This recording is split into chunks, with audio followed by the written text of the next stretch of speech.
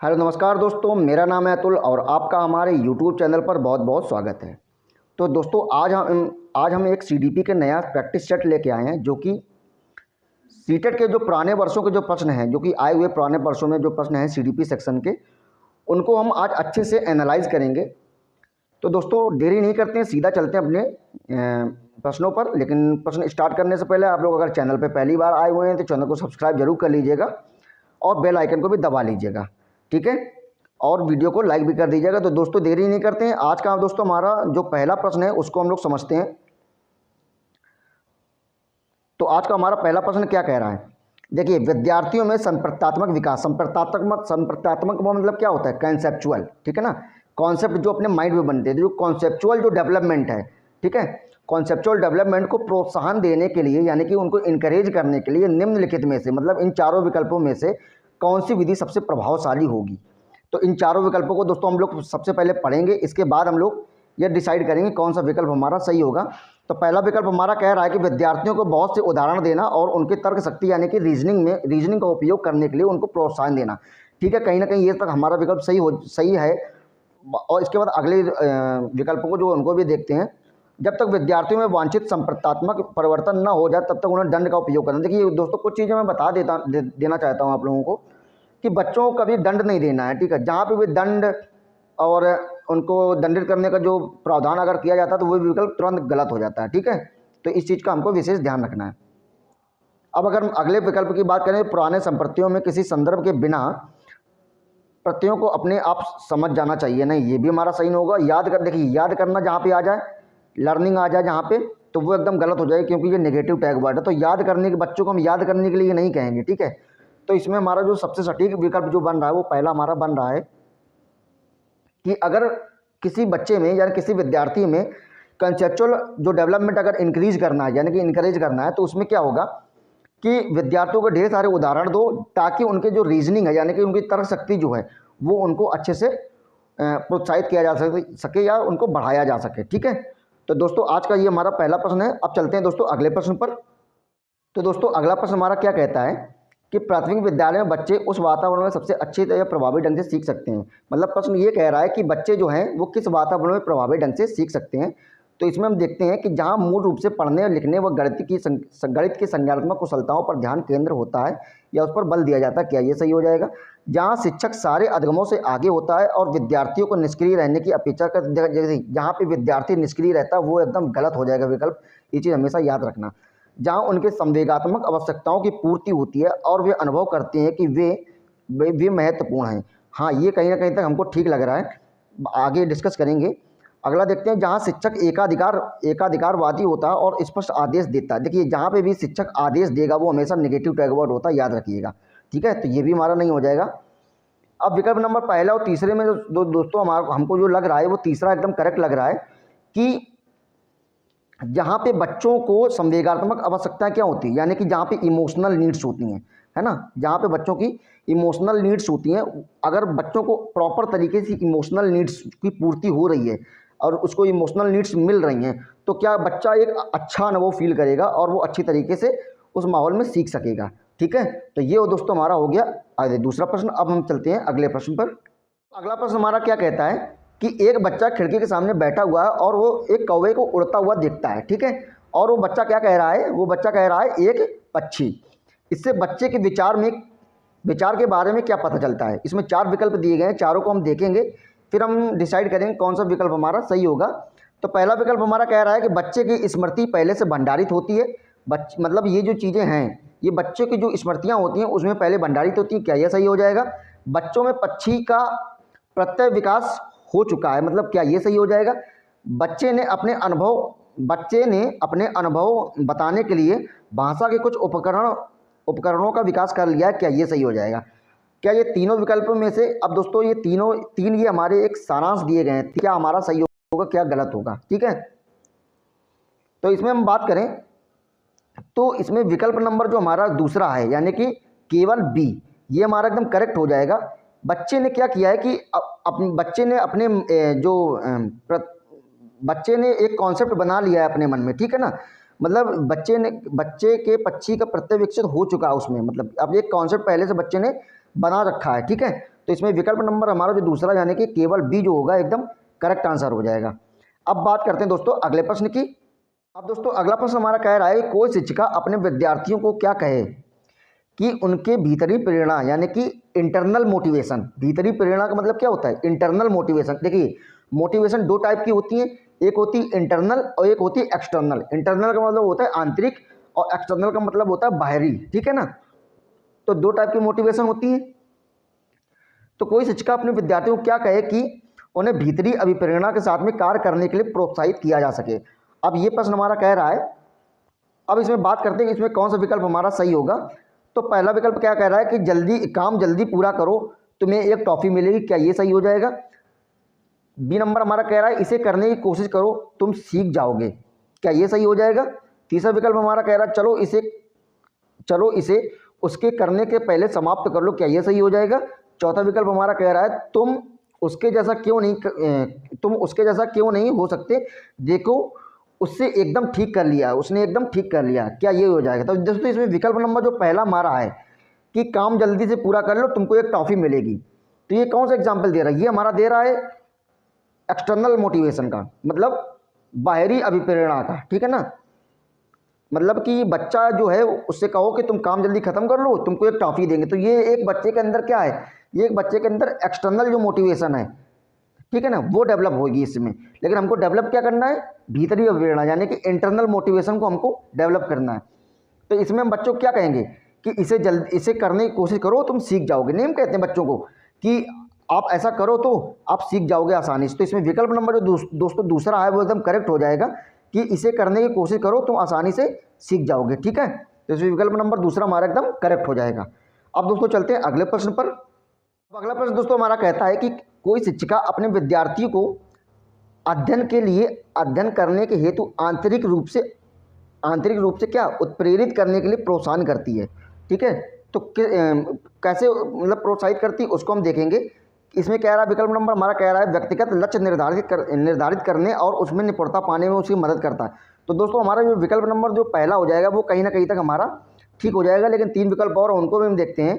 साफ साफ दिखाई पड़ने वाले इनाम देकर नहीं, इनाम बच्चों को बिल्कुल भी नहीं देना है, मतलब इनाम देना है लेकिन ऐसा नहीं कि तुम हमेशा जब भी बच्चा कुछ अच्छा करे तुम उसको तुरंत इनाम दे दो, तो इससे बच्चे में क्या एक नेगेटिव प्रभाव पड़ेगा, बच्चों की एक आदत लग जाएगी, तब उनको इनाम दोगे तभी वो अच्छे से काम कर पाएंगे, है ना। तो ये बिल्कुल भी हमको नहीं करना है। और विकल्प नंबर तीसरे में देखिए डर और चिंता का भाव पैदा करके, तो बच्चों को डराना बिल्कुल भी नहीं है। और प्रतियोगात्मक परीक्षा में यानी कि बच्चों के अंदर प्रतियोगिता करवाते हैं उसमें उसके आधार पर, तो ये बिल्कुल नहीं, ये पहला दूसरा तीसरा और चौथा दोस्तों विकल्प जो है एकदम इनकरेक्ट हो जाएगा। करेक्ट मतलब सही विकल्प हमारा हो जाएगा कि पहला व्यक्तिगत लक्ष्य निर्धारित करने और उसमें निपुणता पाने में उन्हें मदद करना, ठीक है। तो इसमें क्या होगा दोस्तों, देखिए इसमें होगा ये कि बालक को जो आंतरिक अभिप्रेरणा जो होती है उसको पूरा करने के लिए इसमें हमको जो बच्चे की जो आंतरिक अभिप्रेरणा होती है ना, उसको हमको ज़्यादा डेवलप करना है। यानी कि इसमें कि बच्चे के जो इंडिविजुअल जो गोल्स होते हैं यानी कि व्यक्तिगत जो लक्ष्य होते हैं, अपने खुद के लक्ष्य जो होते हैं, है ना, इसको क्या बोलते हैं, इंडिविजुअल गोल्स, वो पूरा करने के लिए ये क्या नाम है कि उसको प्रोत्साहित करेगा। तो इसमें विकल्प नंबर जो हमारा पहला एकदम करेक्ट हो जाएगा, ठीक है। अब दोस्तों चलते हैं अगले प्रश्न पर। तो अगला प्रश्न हमारा क्या कहता है कि किसी प्रारंभिक कक्षा में प्रभावशाली शिक्षक का उद्देश्य शिक्षार्थियों को उत्प्रेरित करना होगा। इसमें विकल्प हम देखते हैं पहले। दंडात्मक जहाँ आ जाएगा वो एकदम हमारा इनकरेक्ट हो जाएगा। ऐसे काम करने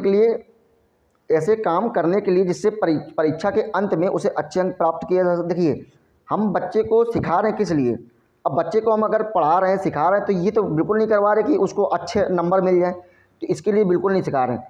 हम अंकों के लिए बच्चों को कभी भी नहीं हम आगे बढ़ाएंगे, हम बच्चों को कुछ नया सीखें उसके लिए दोस्तों हम उसको प्रेरित करेंगे, ठीक है। तो अब हम विकल्प नंबर तीसरे की हम बात करें तो सीखने के लिए वे जिज्ञासु बने, बिल्कुल सही बात है। बच्चा जब जिज्ञासु बनेगा तभी कुछ सीख पाएगा, और सीखने के लिए ही सीखना पसंद करना, बिल्कुल सही बात है। तीसरा नंबर भी दोस्तों विकल्प हमें कहीं ना कहीं तक सही लग रहा है। अब चौथे विकल्प की बात कर लेते हैं। देखिए रटना बिल्कुल भी नहीं, रटना, याद करना, स्मरण करना, ये बिल्कुल हमारा इनकरेक्ट हो जाएगा। तो इसमें दोस्तों जो विकल्प नंबर तीसरा हमारा है एकदम करेक्ट हो जाएगा कि सीखने के लिए मतलब बच्चों को सीखने के लिए क्या बनना चाहिए, जिज्ञासु बनना चाहिए, है ना। जब बच्चा जिज्ञासु बनेगा तभी वो कुछ अच्छा सीख पाएगा। तो इसमें हमारा विकल्प नंबर तीसरा एकदम करेक्ट हो जाएगा। अब दोस्तों चलते हैं अगले प्रश्न पर। प्रश्न कहता है कि निम्नलिखित में से कौन सा उदाहरण जो है वो प्रभावशाली विद्यालय की एक प्रथा है। तो इसमें हम देखेंगे क्या वो व्यक्ति सापेक्ष अधिगम हो जाएगा, तो कहीं ना कहीं तक ये सही है। तो अब लेकिन 3 विकल्प और हैं, तो इसको भी हम देखेंगे। प्रतियोगात्मक कक्षा नहीं, दोस्तों प्रतियोगात्मक कक्षा बिल्कुल नहीं होगा। निरंतर तुलनात्मक मूल्यांकन, देखिए तुलना कभी भी नहीं करना है, कभी भी कंपेयर बिल्कुल भी नहीं करना बच्चों को, ठीक है ना, एकदम गलत हो जाएगा। शारीरिक दंड बिल्कुल भी नहीं करना। तो इसमें हमारा प्रश्न विकल्प नंबर जो पहला हमारा है, यानी कि व्यक्तिगत सापेक्ष अधिगम, ये एकदम करेक्ट हो जाएगा हमारा, यानी है ना, यानी कि इंडिविजुअल जो लर्निंग है वो एकदम करेक्ट हो जाएगा। अब दोस्तों देखिए, आप लोग कई बार ऐसा होता है कि अगर आपको सही विकल्प नहीं पता है, अगर आपको सही विकल्प दोस्तों नहीं पता है, तो हम इसमें क्या करेंगे, 3 विकल्प जो गलत वाले होंगे उनको हम देखेंगे, तो चौथा ऑटोमेटिक सही हो जाएगा। जैसे कि प्रतियोगात्मक, जैसे हमने कुछ टैग वर्ड्स दोस्तों हमने मेरे चैनल पे वीडियो पड़ी हुई है, उसमें मैंने कुछ टैग वर्ड बताए हुए हैं, ठीक है। वो टैग वर्ड अगर आपने पढ़ लिए तो उसमें काफ़ी सारी आपकी हेल्प हो जाएगी। देखिए उसमें मैं आपको जो टैग वर्ड वाली वीडियो है वो डिस्क्रिप्शन में दे दूंगा, आप लोग उसको जरूर देखिएगा, आपको काफ़ी हेल्प हो जाएगी उसमें।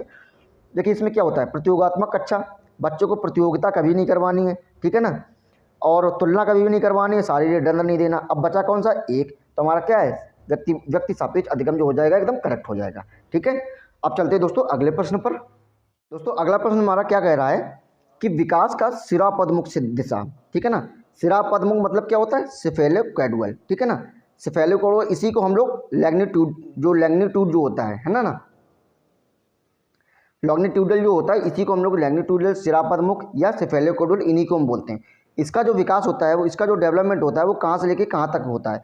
तो मैं बता दूं कि जो सिफेलोकैडुअल का जो डेवलपमेंट जो होता है, यानी कि सिरापदमुख का जो विकास होता है वो होता है सिर से लेकर के पैर तक, ठीक है ना, यानी कि हेड टू टो, है ना, हेड टू टो होता है, सिर से लेकर पैर तक। अब इसी में दोस्तों बात कर दें, देखिए ये हमारा डायरेक्शन यानी कि दिशा का टॉपिक एक है, प्रिंसिपल ऑफ डायरेक्शन, उसका ये हमारा प्रश्न है, तो है ना। तो प्रिंसिपल ऑफ डायरेक्शन में दोस्तों 2 दिशाएं होती हैं, एक होती है सिफेलोकैडुअल, एक होती है प्रॉक्सिमोडेटल, ठीक है ना। एक हमारी कौन सी होती है, प्रॉक्सिमोडिस्टल, ठीक है ना। यानी प्रॉक्सिमोडिस्टल में क्या होता है, नियर टू फॉर, यानी कि समीपस्थ दूरस्थ। उसमें क्या होता है, इसमें ये होता है कि केंद्र से लेकर के बाहर की तरफ विकास होता है। लेकिन यहाँ पे बात किसकी हो रही है, सिफेलोकैडुअल की। तो सिफेलोकैडुअल का विकास कैसे होता है, सिफेलोकैडुअल का विकास होता है सिर से लेकर के पैर तक, ठीक है ना, सिर से स्टार्ट होता है पैर तक होता है। अब मैं बता दूं आपको कि जो जन्म के समय जो बच्चे का जो सिर होता है ना, जन्म के समय जो बच्चे का सिर जो होता है, यानी कि सर जो होता है, वो शरीर का 1/4 भाग, कितना, 1/4 भाग, यानी कि 25% जो होता है बच्चे का जो सिर जो होता है वो 1/4 भाग होता है, यानी कि 25% होता है, ठीक है ना। तो ये चीज़ आप लोग याद रखिएगा।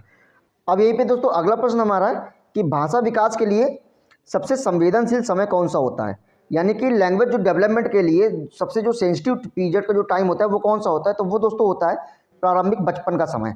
प्रारंभिक बचपन का समय, देखिए इसमें अर्ली चाइल्डहुड जिसको हम बोल सकते हैं, ठीक है ना। तो अर्ली चाइल्डहुड जो होता है वो होता है 2 से लेकर के 6 वर्ष तक का समय, ठीक है ना। देखिए इसमें हमारा एक होता है शैशवावस्था, वो 0 से 2 वर्ष तक होते हैं। फिर होता है पूर्व बाल्यावस्था, वो होता है 2 से 6 वर्ष के समय। तो 2 से लेकर बच्चा अगर 2 वर्ष से लेकर 6 वर्ष तक है तो वो आएगा पूर्व बाल्यावस्था, यानी कि अर्ली चाइल्डहुड की श्रेणी में आएगा, ठीक है ना। इसी को हम लोग प्रारंभिक बचपन का समय भी कहते हैं।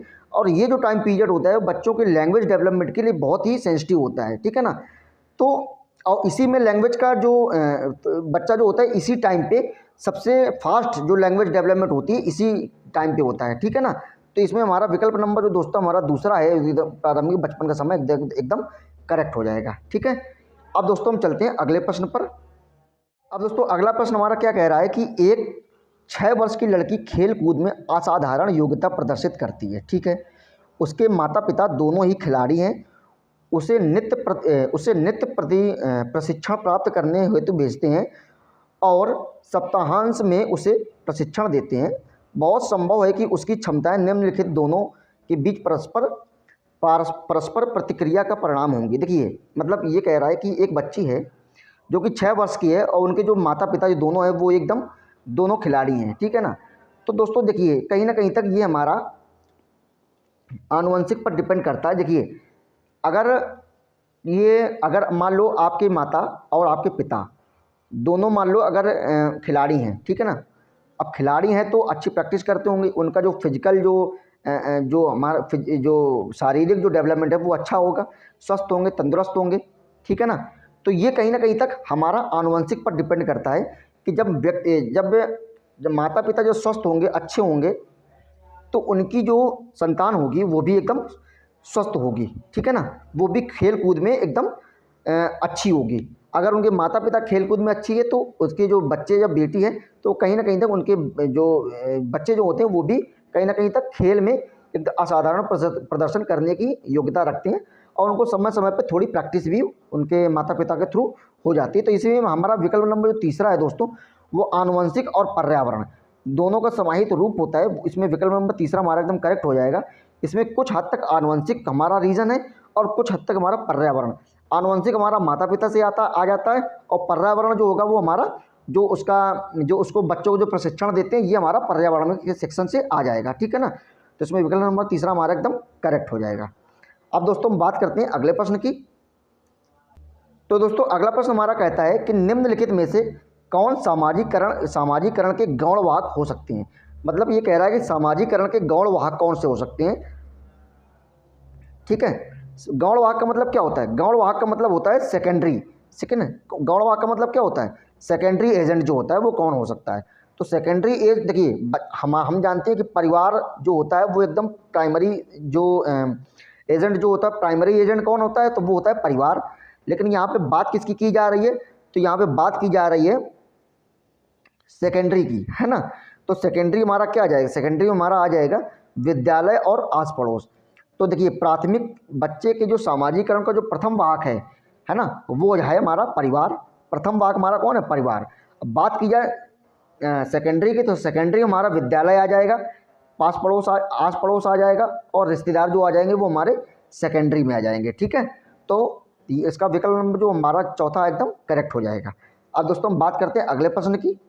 अब दोस्तों अगला प्रश्न हमारा क्या कह रहा है कि लेई वाइगोत्स्की के अनुसार संज्ञानात्मक विकास का मूल कारण है। मतलब लेई वाइगोत्स्की जो हैं उनके अनुसार जो संज्ञानात्मक विकास का जो मूल कारण है वो क्या हो सकता है?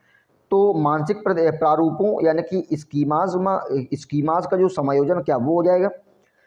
उद्दीपक अनुक्रिया युग्मन क्या ये सही हो जाएगा। संतुलीकरण यानी कि इक्विब्रिलेशन क्या ये सही हो जाएगा। या सामाजिक अंतःक्रिया यानी कि अंत्योक्रिया क्या ये सही हो जाएगा। तो देखिए आप सब जानते होंगे कि जो वाइगोत्स्की है उन्होंने सामाजिक अंतःक्रिया का सिद्धांत दिया है।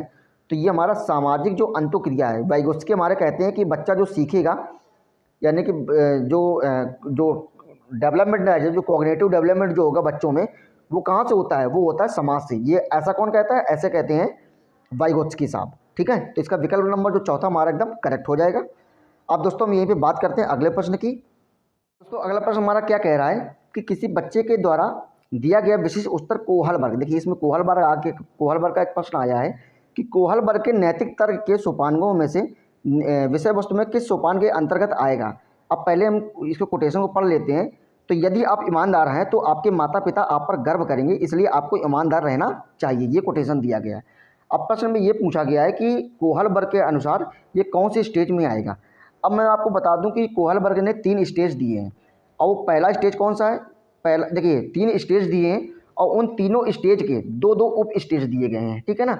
मतलब उन तीनों स्टेज के 2-2 पार्ट अलग से दिए गए हैं। अब जो तीनों स्टेज हैं अब उनको मैं समझता हूँ। देखिए जो तीनों स्टेज में जो पहला हमारा है वो आ जाएगा प्री कन्वेंशनल लेवल, ठीक है ना। प्री कन्वेंशनल लेवल पहला, दूसरा आ जाएगा हमारा कन्वेंशनल लेवल, और तीसरा हमारा आ जाएगा पोस्ट कन्वेंशनल लेवल, ठीक है ना। तो 3 स्टेजेज हैं। अब 3 स्टेजेस को 2-2 पार्ट में डिवाइड किया गया है। तो इसमें हमारा पूछा गया कि कौन सा हमारा विकल्प सही हो जाएगा इस कोटेशन के अनुसार। यदि आप ईमानदार हैं तो आपके माता पिता आप पर गर्व करेंगे, इसलिए आपको ईमानदार रहना चाहिए। ये कोटेशन दोस्तों किस में आ जाएगा? तो देखिए इसमें हमारा पहला विकल्प हमारा दिया गया अच्छा लड़की या अच्छा लड़का अनुकूलन। देखिए अच्छा लड़का या अच्छी लड़की अनुकूलन जो है वो हमारा आ जाएगा कन्वेंशनल लेवल में, ठीक है। कन्वेंशनल लेवल जो आ जाएगा जो कि हमारी होती है 10 से 13 वर्ष की अवस्था में। कन्वेंशनल लेवल जो होता है उसमें बच्चा क्या होता है कि समाज के हिसाब से चलता है बच्चा।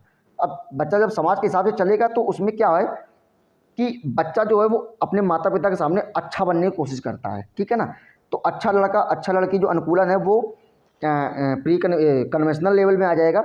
लेकिन ये हमारा जो इस कोटेशन के अनुसार दोस्तों हमको चलना है, तो इस कोटेशन के अनुसार ये हमारा एकदम गलत हो जाएगा। कानून और व्यवस्था का अनुकूलन, देखिए कानून और व्यवस्था का अनुकूलन भी हमारा कन्वेंशनल लेवल में आ जाएगा, ठीक है, तो ये भी हमारा नहीं होगा।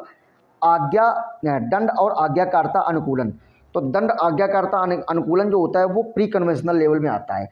Pre conventional level pre conventional level कहाँ से कहाँ तक होता है, तो प्री कन्वेंशनल लेवल होता है 4 से 10 साल तक, 4 से 10 साल तक। और इस स्टेज में बच्चे में नैतिकता जो होती है बिल्कुल भी नहीं आती है, ठीक है ना। तो इसमें इस कोटेशन के अनुसार ये भी हमारा नहीं होगा।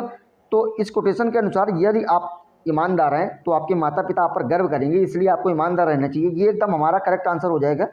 सामाजिक संकुचन अनुकूलन, सामाजिक संकुचन अनुकूलन यानी कि सोशल कॉन्ट्रैक्ट ओरिएंटेशन, ठीक है ना। तो हमारा ये विकल्प एकदम करेक्ट हो जाएगा।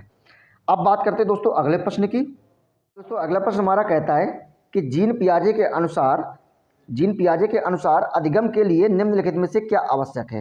मतलब पियाजे जी के अनुसार अधिगम के लिए क्या जरूरी है। तो क्या वो ईश्वरीय न्याय पर विश्वास, क्या ये जरूरी है? बिल्कुल नहीं। शिक्षकों और माता पिता द्वारा पुनर्बलन, तो शिक्षकों और माता पिता के द्वारा पुनर्बलन, क्या ये सही हो जाएगा? तो इसको हम छोड़ते हैं, अभी इसको हम डैश करते हैं, इसको हम बाद में देखेंगे और विकल्पों को देख के। विद्यार्थियों के द्वारा पर्यावरण की सक्रिय खोजबीन, बिल्कुल सही बात है, ये एकदम करेक्ट दोस्तों आंसर हो जाएगा। तीसरा वाला जो है कि विद्यार्थियों के द्वारा पर्यावरण की सक्रिय खोजबीन, जहाँ पे बच्चा सक्रिय होगा, जहाँ पे बच्चा खोजबीन करेगा, एकदम करेक्ट आंसर हो जाएगा। आपको आंख मीच के वो विकल्प एकदम टिक कर देना। तो देखिए पियाजे साहब यहाँ पे बच्चों को कह रहे हैं कि बच्चे जो होते हैं वो पर्यावरण से सक्रिय खोजबीन करके वो अधिगम को सीखते हैं। वहीं पे जो पियाजे साहब वो क्या कहते हैं, पियाजे साहब वाइगोत्स्की साहब जो है वो कहते हैं कि बच्चा जो है वो समाज से सीखता है। तो वाइगोत्स्की कहते हैं कि बच्चा समाज से सीखता है, पियाजे कहते हैं कि बच्चा जो होता है वो पर्यावरण से सीखते हैं, ठीक है ना। तो इसमें जो तीसरा नंबर हमारा है एकदम करेक्ट हमारा हो जाएगा। अब दोस्तों यहीं पे हम बात करते हैं अगले प्रश्न को, और आज का आखिरी प्रश्न जो है, आज हम दोस्तों टोटल 15 प्रश्न लेंगे और उसमें से आज का जो अगला प्रश्न है वो हमारा एकदम आखिरी प्रश्न है। तो अब चलते हैं अगले प्रश्न पर। तो दोस्तों आज का ये अंतिम प्रश्न हमारा क्या कहता है कि जीन पियाजे के अनुसार प्रारूप यानी कि स्कीमा का निर्माण वर्तमान योजनाओं के अनुरूप बनाने हेतु नवीन जानकारी में संशोधित और नवीन जानकारी के आधार पर पुरानी योजनाओं में संशोधन की परिणाम के रूप में घटित होता है। इन दो प्रक्रियाओं को किस रूप में जाना जाता है या इनको हम क्या कहते हैं? क्या वो साम्यीकरण या संशोधन के रूप में हो जाएगा? क्या वो समावेशन और समायोजन के रूप में हो जाएगा? क्या वो समायोजन और अनुकूलन के रूप में हो जाएगा? क्या वो समावेशन और अनुकूलन के रूप में हो जाएगा? तो इसमें दोस्तों हम बता दें आपको कि इसका जो करेक्ट आंसर हो जाएगा वो हो जाएगा समावेशन और समायोजन के रूप में। अब इसको हम समझते हैं दोस्तों, समावेशन और समायोजन ये क्या होता है। तो समावेशन और समायोजन क्या होता है इसको हम समझते हैं। देखिए समावेशन को ही हम लोग समावेशन को ही दोस्तों हम लोग समावेशन को कहते हैं आत्मसात करना, यानी कि एसिमिलेशन, ठीक है ना। इसी को हम लोग क्या करते हैं, एसिमिलेशन। और एकोमोडेशन क्या होता है, एकोमोडेशन को हम लोग कहते हैं समायोजन। तो समावेशन यानी कि इसी को हम लोग आत्मसात करना बोलते हैं। अब इसमें क्या होता है, समावेशन में हम लोग क्या करते हैं, समावेशन में क्या होता है कि पुरानी जानकारी में नई जानकारी को ऐड कर लेते हैं, यानी कि जोड़ लेते हैं। जैसे पुरानी जानकारी हमारी क्या है, उसमें हम नई जानकारी जो अगर जोड़ लेते हैं तो वो हमारा हो जाएगा समावेशन। अगर हम पुरानी जानकारी को हटा करके अब यहाँ पे जैसे इसमें समायोजन दोस्तों दिया गया है, समावेशन तो हमने समझ लिया कि पुरानी जानकारी में नई जानकारी को ऐड कर लेना हमारा हो जाएगा समावेशन। अब हमारा समायोजन क्या होता है, समायोजन यानी कि एकोमोडेशन। एकोमोडेशन क्या होता है कि अपने इन्फॉर्मेशन में कुछ मॉडिफाई कर लेना, है ना। अपनी जो भी इन्फॉर्मेशन होती है उसमें कुछ चेंजमेंट लाना, यानी कि कुछ मॉडिफाई करना, ये हो जाएगा। जैसे आपको एग्जाम्पल के थ्रू समझाते हैं। देखिए कुत्ता जो होता है, पहले हम आपको इसको समझा रहे हैं, समावेशन को पहले हम समझा रहे हैं, ठीक है। समावेशन को समझिएगा। देखिए कुत्ता जो होता है उसकी 4 टांगें होती हैं, 1 पूँछ होता है, ठीक है ना। 4 टांगें और 1 पूँछ होता है और वो किसी भी रंग का हो सकता है। ये हमारा हो गया समावेशन, ठीक है ना। मतलब हम ये क्या कर लिया कि कुत्ता जो होता है वो उसकी 4 टांगें होती हैं और 1 पूँछ होती है। अब बाद में हमने देख लिया, और काला कुत्ता पहले हमने देख लिया, काला कुत्ता एक पूंछ और चार टांगे होती हैं। फिर हमने देख लिया कि एक भूरा कुत्ता है। तो हमने क्या कर लिया कि उसी जानकारी में, इस वाली जानकारी में जहाँ पे कुत्ता काला था, इसी जानकारी में हमने नई जानकारी क्या जोड़ लिया कि चार कुत्ते में चार टांगे एक पूंछ के अलावा कुत्ता किसी भी कलर का हो सकता है, यानी कि कुत्ता भूरा भी हो सकता है। तो ये हमने जानकारी ऐड कर ली। तो ये हो गया हमारा समावेशन। अब हम बात करते हैं समायोजन की। तो समायोजन में क्या होता है, जैसे हम समायोजन में हम करते हैं, एक बिल्ली होती है, बिल्ली की भी क्या होती है, बिल्ली की चार टांगे एक पूंछ होती है, ठीक है। कुत्ते के तरीके बिल्ली में भी चार टांगे एक पूंछ होती है, लेकिन कुत्ते से और बिल्ली में क्या डिफरेंस है। तो कुत्ते से बिल्ली में डिफरेंस क्या है कि कुत्ता कुत्ता आवाज़ जो करता है वो भौं भौं की आवाज़ करता है, और बिल्ली म्याऊं म्याऊं की आवाज़ करती है, ठीक है ना। तो हमने क्या कर लिया कि अपने जो हमारी इन्फॉर्मेशन है हमने उसको मॉडिफाई कर लिया कि नहीं भैया, कुत्ता जो होता है ज़रूरी नहीं कि चार टांगे और एक पूंछ वाला जो है वो हमारा कुत्ता ही हो, वो बिल्ली भी हो सकता है, क्योंकि बिल्ली की आवाज़ अलग है, कुत्ते की आवाज़ अलग है, ठीक है। तो ये हमारा हो गया समावेशन और समायोजन। तो जो आज का जो अंतिम प्रश्न था दोस्तों, इसका करेक्ट आंसर हो जाएगा विकल्प नंबर दूसरा। इसका आंसर हो जाएगा समावेशन और समायोजन, यानी कि एसिमिलेशन और एकोमोडेशन, ठीक है। तो दोस्तों उम्मीद करता हूँ कि आज के जो प्रश्न होंगे आपको समझ में आए होंगे। और आप लोगों ने दोस्तों आप लोगों ने अगर चैनल को अभी तक सब्सक्राइब नहीं किया है तो कर लीजिएगा। तो दोस्तों आज के लिए इतना ही, और मिलते हैं कल के अगले वीडियो में। तब तक के लिए नमस्कार, जय हिंद, वंदे मातरम।